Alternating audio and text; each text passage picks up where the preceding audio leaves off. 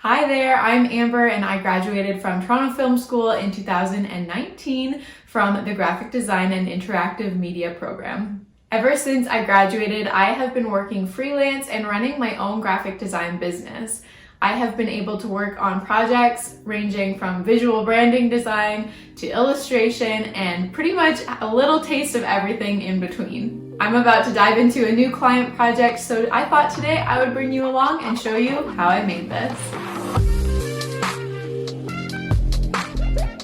When starting any client project, the first thing I do is figure out the direction and the specs for the project.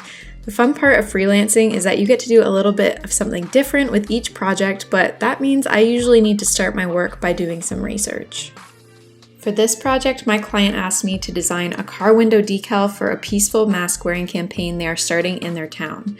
My client provided me with the company they're going to print the decals with, so I popped onto their website to figure out the optimal size and file requirements so I had an idea of the specs I would need to work within. With the overall specs in mind, I usually start any creative project with some initial sketching. I've already been thinking about this project over the past couple of days, but this is when I start to put my ideas down on paper and see what actually works. I try to get as many ideas down as possible. At this point, it's quantity over quality. You never know where the best idea will come from. Every freelancer works differently, but I always like to give my clients some option. Design is really just problem solving, and more often than not, there is more than one solution. Based on my sketches, I try to fully build out at least 2 of my strongest initial ideas, if not more.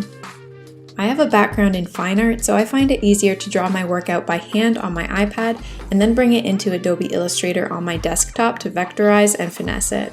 Every designer is different though, so your style and process may follow a different path.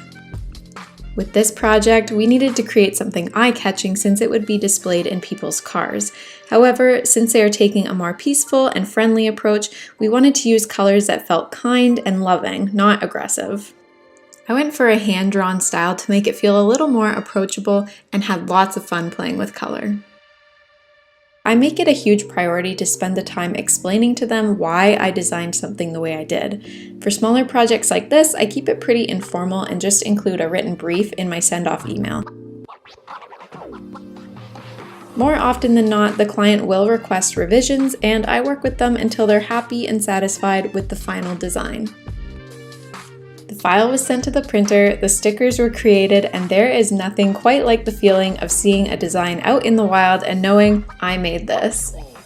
Thanks for watching.